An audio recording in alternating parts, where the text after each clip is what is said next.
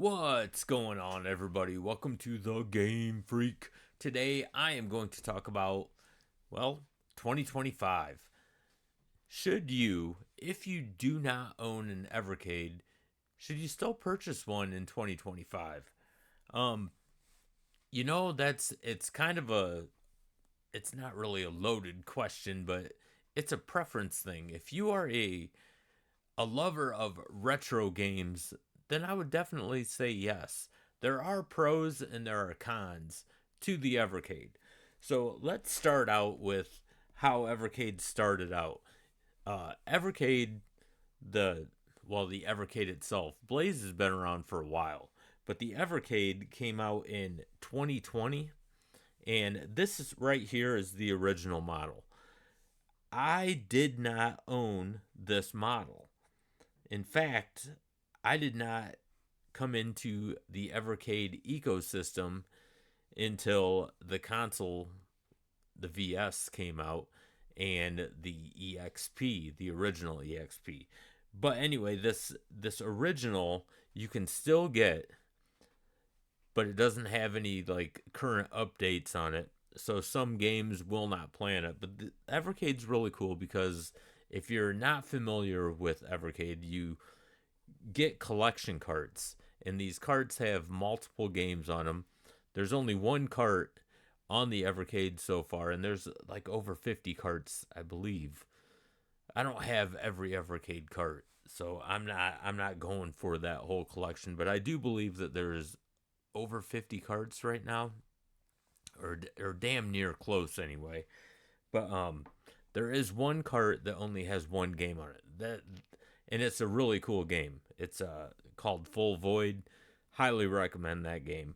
But I'm not real sure if that cart will play on this original system or not.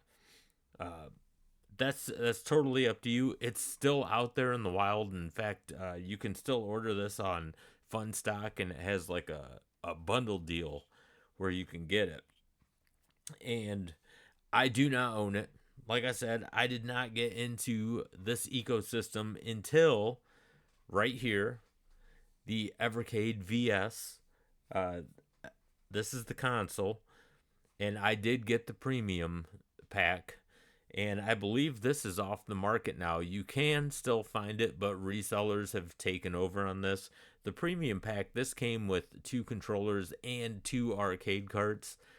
I remember I bought this thing for like 120 bucks, and I was like, man, you can't really beat that. And these things are really cool because it has two cartridge slots in the Evercade VS.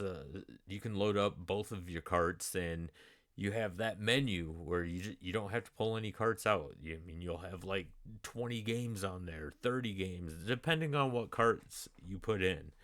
But now, resellers have gotten their hands on these things, and I have seen these things on Amazon now for like over 200 bucks, which I do not recommend paying that much for it. As much as I do love Evercade, it's not worth 200 bucks for one of these consoles. Uh, they also ended up making a handheld called the Evercade EXP, and this is the original EXP right here. And this had, I forget how many Capcom games are built into it, but it also takes your Evercade carts, the same carts that you put in to your home console VS. So really cool. Now they did supposedly, I guess, upgrade these things. I wouldn't even call it an upgrade. Uh, I would say it's just a paint job. It's a new paint job. What they did was now they have something called the Evercade EXPR and the Evercade VSR. Right here is the EXPR. This thing will run you $99. The original EXP was like 150 bucks. And I think this EXPR, this will bring more people into the ecosystem because you can get this for $99. But this does not have the Capcom library built into it. It also does not have an HDMI out to plug into your TV or anything like the original EXP does. So this is strictly a handheld, pretty much just with the new color scheme on it. So I think $99 for this thing, I think is a pretty reasonable price. But they also did a new paint job on the VSR, and it's called the V, or I'm sorry, the VS. Now the VSR has the new paint job. See, I'm like getting all messed up here. They've just done so much, just to try to get more people in, and I think they're doing a pretty good job on this. The VSR, you know, uh, same color scheme as the EXPR. Uh, this I do not believe that you can buy with two controllers. I think this is just the console and one controller, and right now it comes in a bundle where you get the Tomb Raider collection with it. So you're gonna get a cart with it, and this also runs at $100. So if you can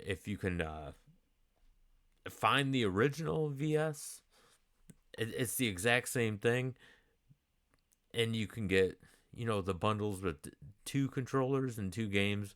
If you can still find that at $120, I'd say go for it.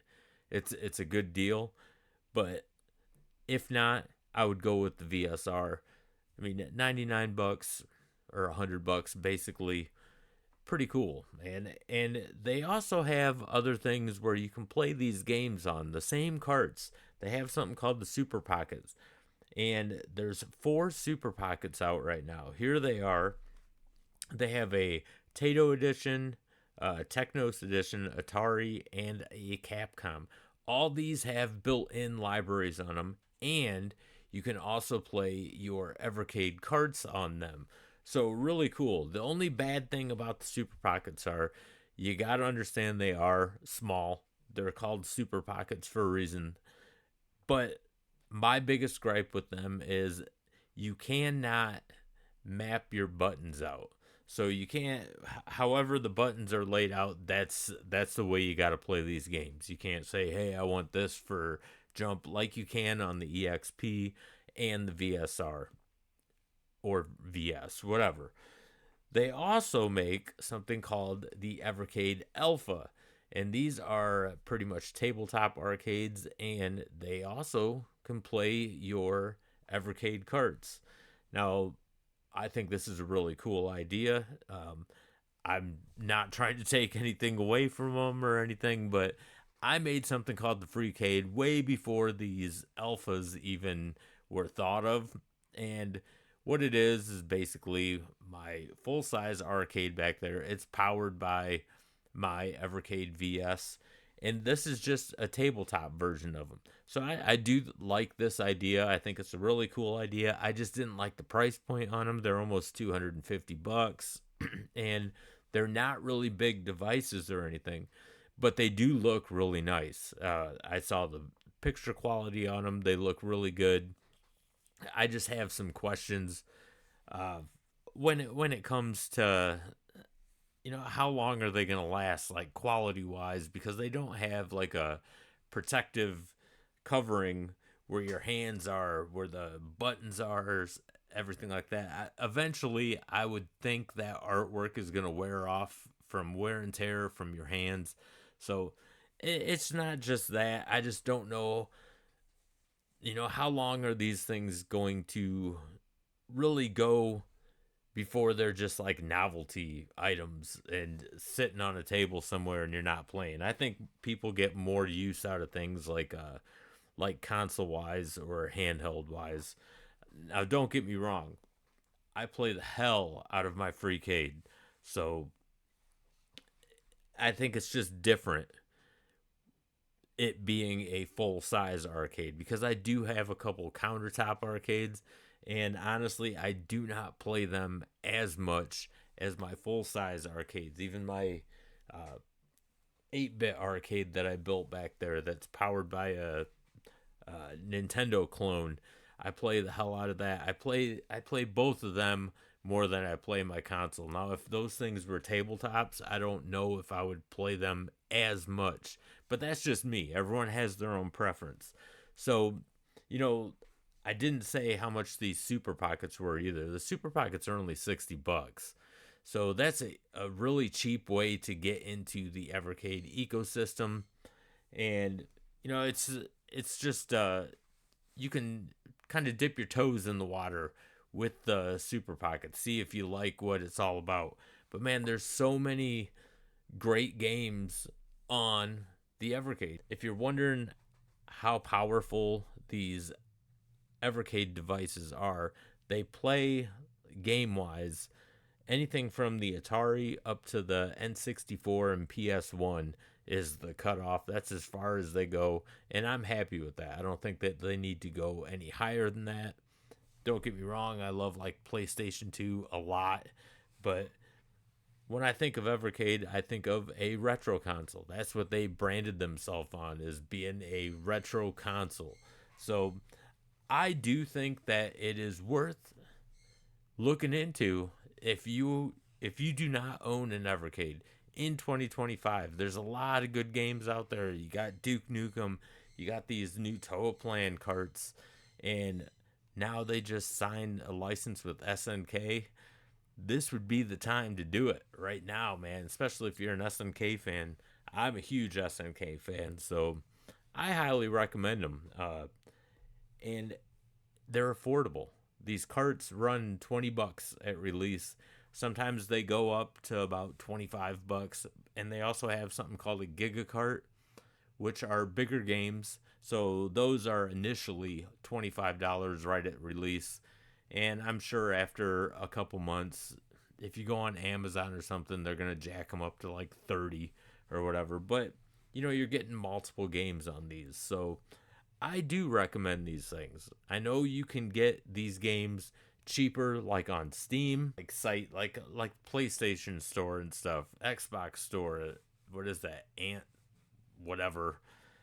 You can get these games like super cheap.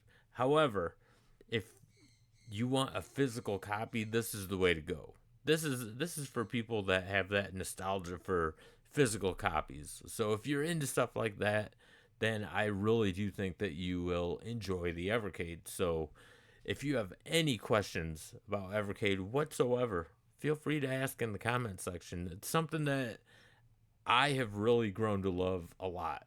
Yeah, there are some cons. Sometimes Blaze pisses me off, but all in all, man, I have nothing but love for Evercade. I absolutely love it, and I do recommend it. So if you are new to this channel, don't forget to hit that like and subscribe button. It really helps out this channel a lot, and I greatly appreciate it.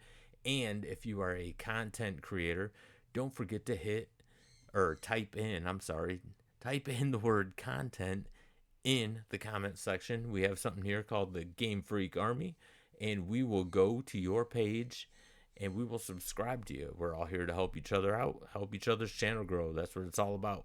So once again, I want to thank you guys for joining me tonight. And until the next video, game on, everybody.